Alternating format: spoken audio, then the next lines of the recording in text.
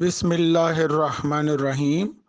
جناب فاطمہ زہرا سلام اللہ علیہا کا ملکوتی خطاب، اس کا آج یہ تیسرا حصہ ہے۔ جناب فاطمہ زہرا سلام اللہ علیہا جب روضہ رسول کی طرف انہوں نے رخ کیا تو قرآن کی آیت پڑھنی تھی، تم بھی انتظار کرو اور ہم بھی انتظار کرتے ہیں۔ اس کے بعد بنت رسول نے کہا، بابا جان تیرا ٹکڑا پارا پارا ہو گیا ہے۔ بابا مصائب کے وہ پہاڑ ٹوٹ گئے کہ اگر دنوں پر آتے تو دن راتوں میں بدل جاتے، اور بی بی جو ہے واپس اپنے گھر آئیں۔ صبت علیہ مصائب کے الفاظ انہوں نے پڑھے۔ اس سے پہلے جناب فاطمہ کی جو خصوصیت ہیں، جو بطول ہے، وہ علماء اہل سنت میں جیسے صاحب یناب المودتہ علامہ قندوسی، صاحب مناقب علامہ صالح، صاحب ارج المطالب علامہ امتصری، تاریخ بغداد حافظ ابو بکر شافعی، صاحب تاریخ کبیر ابن عساکر، صاحب ذخائر القبی علامہ طبری، اور حافظ سیوطی نے خصائص بیان کیے جناب فاطمہ زہرا سلام اللہ علیہ کے، جیسے بطول۔ مالک کائنات نے جناب فاطمہ کو بطول قرار دیا اور ان تمام عوارض سے الگ رکھا جن میں عام طور سے ہر عورت ہر مہینے مبتلا ہوتی ہے۔ علامہ مجلسی اس کے بارے میں بیان کرتے ہیں کہ مولا کائنات کے حیات میں فاطمہ میں عقد ثانی نہ کرنے کا ایک راز یہ بھی ہو سکتا ہے کہ رب العالمین نے سیدہ طاہرہ کو تمام عوارض سے پاک رکھا، لہذا دوسرے عقد کا کوئی داعی اور موجب نہیں۔ علاوہ اس کے کہ کوئی عورت صدیقہ طاہرہ کی عظمت اور محبت میں شریک اور سہیم بھی نہیں ہو سکتی۔ صدیقہ طاہرہ کو بطول قرار دینے کا ایک اہم سبب یہ بھی تھا کہ عورت ان ایام میں عبادت سے محروم ہو جاتی ہے اور اس کے اعمال میں ایک طرح کا نقص پیدا ہو جاتا ہے۔ رب العالمین نے یہ پسند نہیں کیا کہ صدیقہ طاہرہ کی عبادت میں کسی طرح کا نقص پیدا ہو اور انہیں کسی زمانے میں بھی عبادت سے محروم رکھا جائے۔ طہارت، مالک کائنات نے صدیقہ طاہرہ کو تطہیر کا مرکز قرار دیا اور آیت تطہیر کے نزول کے لیے ان کے گھر اور ان کے چادر کا انتخاب کیا، جس کا اعتراف بے شمار محدثین نے کیا ہے۔ صداقت، میدان مباحثہ میں رسول اکرم اسلام کے عقائد کی حقانیت، قرآن کی عظمت اور اپنی صداقت کے گواہ لے کر نکلے تو خواتین میں صدیقہ طاہرہ کے علاوہ کوئی نہ تھا۔ شجاعت، شجاعت دو قسم کی ہوتی ہے۔ ایک شجاعت کا اظہار قوت قلب اور جگر سے ہوتا ہے، جو عام طور سے خطرات کی منزل اور میدانوں میں سامنے آتی ہے، اور ایک شجاعت کا اظہار زور زبان سے ہوتا ہے، جہاں سلطان جابر کے سامنے کلمہ حق کا اعلان کیا جاتا ہے۔ مالک کائنات نے صدیقہ طاہرہ کو دونوں طرح کی شجاعت سے نوازا تھا۔ اسلام کو محافظ فراہم کرنے میں صدیقہ طاہرہ کی خصوصیت یہ ہے کہ انہیں مالک کائنات نے مصادق کوثر فرمایا۔ صدیقہ طاہرہ وہ دختر پیغمبر ہیں جو نسل پیغمبر کی بقا کا ذریعہ ہیں، جبکہ دنیا میں ہر انسان کی نسل بیٹے کے ذریعے قائم ہوتی ہے۔ اللہ نے پیغمبر اسلام کی نسل کو بیٹی کے ذریعے قرار دیا اور پھر اس میں اس قدر برکت دی کہ ایک محتاط اندازے کے مطابق دنیا میں تقریباً 60 سے 70 ملین سادات پائے جاتے ہیں، جن میں تقریباً 70 لاکھ عراق میں، 50 لاکھ ایران میں، 70 لاکھ مصر میں، 70 لاکھ مغرب میں، پھر لاکھوں کی تعداد میں الجزائر، تیونس، اردن، شام، لبنان، سوڈان، خلیج اور سعودی عرب میں، پھر تقریباً 4 کروڑ جو ہیں وہ یمن میں ہیں، ہندوستان، پاکستان، افغانستان، انڈونیشیا۔ جیسا کہ فاطمۃ الزہرا من المہد الی المہد، یہ قزوینی صاحب کی کتاب ہے، اس میں انہوں نے اس کا ریفرنس دیا ہے۔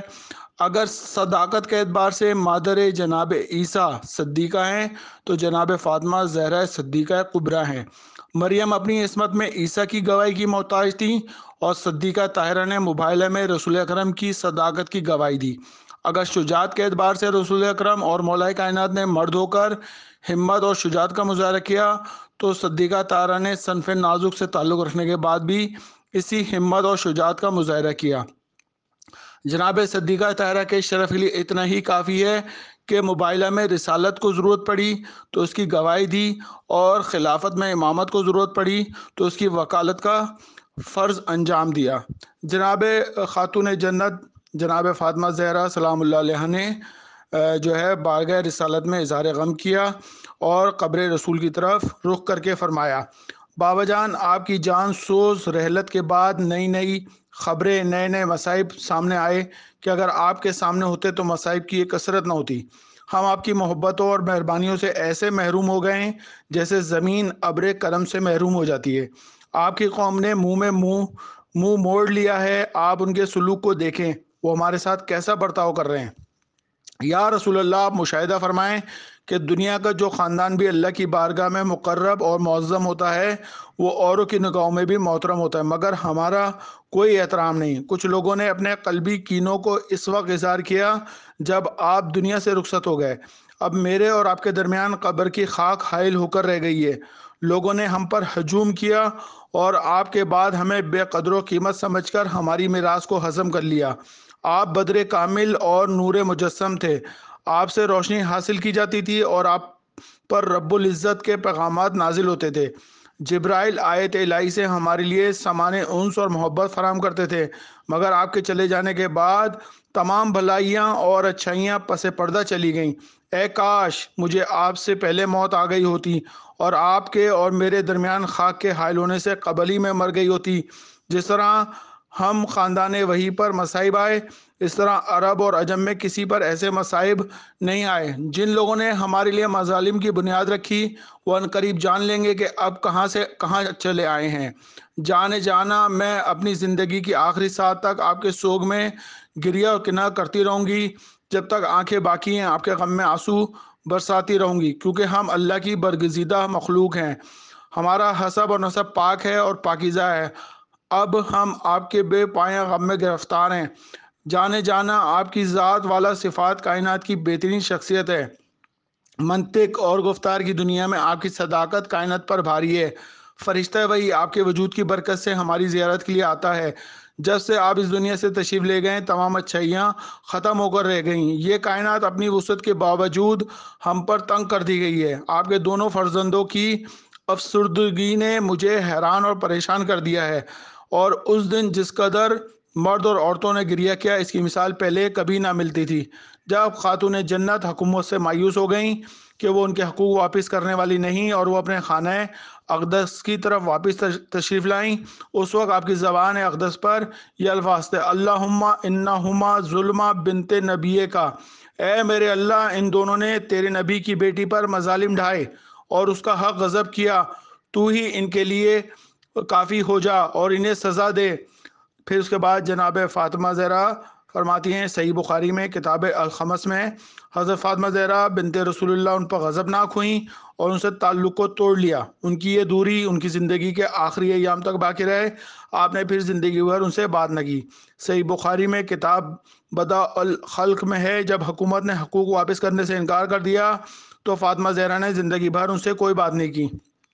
اس تلخ حقیقت کا تذکرہ بہت سے دوسرے مصادر میں ہے۔ سنن ابن بقی میں بھی ہے اور طبقات ابن سعد میں بھی ہے۔ اہل سنت کے ایک مشہور دانشور نے بیان کیا، جب حکومت نے خاتون بہشت کا تاریخی اور انقلابی خطاب سنا تو اس سے لوگوں میں بیداری اور اختلاف نظر آنا شروع ہو گئے۔ اس نے اپنے قلب اور جگر میں خوف محسوس کیا کہ کہیں لوگ منقلب نہ ہو جائیں، تو فوراً ممبر پر بلند ہو کر خطاب کیا: اے لوگو، تمہیں کیا ہو گیا ہے؟ ہر بات پر کان دھرتے ہو اور اس کی طرف متوجہ ہوتے ہو۔ ایسی آرزوئیں اور ایسی باتیں پیغمبر کے زمانے میں کہاں تھیں؟ ہوش کیجئے۔ اگر کسی نے اس طرح کے تقاضے کو دیکھا یا سنا تو یہاں آئے اور بیان کرے۔ وہ عورت جس نے ابھی بات کی اور تقاضا کیا وہ لومڑی ہے کہ جس کا گواہ اس کی دم ہے۔ ہر آشوب اور فتنہ اس کے ہمراہ ہے۔ اس کا گواہ وہ ہے جو کہتا ہے کہ حرج اور مرج کے فتنے کو اس کی فرسودگی کے بعد واپس لے آئیے اور حکومت کے خلاف جنگ و جدال برپا کیجیے۔ وہ اپنے مقصد کے لیے کمزوروں اور عورتوں سے مدد حاصل کرنا چاہتا ہے۔ وہ اسے ملحال کے مانند ہے کہ جس کے نزدیک خاندان کے محبوب ترین لوگ اور قریبی گناہ گار ہیں۔ اے لوگو، ہوش میں آئیے۔ جو چاہوں کہہ سکتا ہوں اور جس چیز کو چاہوں زبان پر لا سکتا ہوں۔ میں ہر بات کو واضح کر رہا ہوں۔ اگر وہ مجھ سے دستبردار ہیں اور ان کا مجھ سے کوئی کام نہیں تو میں خاموش ہوں۔ پھر حکومت نے انصار مدینہ کی طرف رخ کیا۔ اے گروہ انصار، تمہارے چند احمقوں کی کچھ باتیں مجھ تک پہنچی ہیں۔ تم لوگ پیغمبر کے زمانے میں شائستہ تھے، رسول خدا نے آپ کی طرف ہجرت فرمائی اور تم لوگوں نے خندہ پیشانی کے ساتھ ان کا استقبال کیا اور بدترین حالات میں اپنے ہاں پناہ دی، پھر ان کی نصرت کے لیے کمر بستہ ہو گئے۔ کان کھول کر سن لیجئے، میں اپنی زبان اور ہاتھوں کو کسی فرد یا گروہ کے نقصان یا توہین کے لیے نہیں کھولوں گا۔ ان الفاظ کے ساتھ حکومت کا مقصود مولا کائنات علیہ السلام کی توہین کرنا تھا۔ اس کے جواب میں انصار کا ایک گروہ جو ہے مولا کائنات کی طرف جھکا ہوا، لیکن وہ حکومت سے مروف ہو گئے تھے۔ جب حکومت نے اس امر کو محسوس کیا تو اس نے اپنے خطاب کے ذریعے ان کی تہدید کر دی۔ اس کے بعد جو ہے جناب فاطمہ زہرا سلام اللہ کے خطاب کے بعد حکومت نے خطاب کیا اور اپنے اس خطاب میں نبی کی بیٹی کے بارے میں توہین آمیز کلمات جاری کیے۔ تو جناب ام المومنین حضرت ام سلمہ نے کلمات سنے تو ان سے رہا نہ گیا اور وہ کھڑی ہو گئیں اور حکومت سے کہا، المثل فاطمہ بنت رسول اللہ، کیا آپ لوگ ہی حضرت فاطمہ زہرا کی عظیم شخصیت کے بارے میں ایسی باتیں کہتے ہیں؟ خدا کی قسم وہ انسانوں کے درمیان حور ہیں، وہ اجسام اور ابدان کے لیے روح کے مانند ہیں، پاک و پاکیزہ جھولیوں میں ان کی تربیت ہوئی ہے، ملائکہ ان کا جھولا جھلاتے تھے، ان کا ہاتھ اپنے ہاتھوں میں لیتے تھے، ان کی تربیت نشو نما پاک و پاکیزہ آغوش ہے، کائنات کی بہترین شخصیت نے انہیں پروان چڑھایا۔ آپ صلی اللہ علیہ وسلم نے اپنی زندگی کا آغاز اسے نورانی ماحول میں کیا جس ماحول کو منور کرنے والے ان کے والد گرامی سید الانبیاء رسول خدا تھے، انہوں نے انہیں تعلیم اور تعلم کیا۔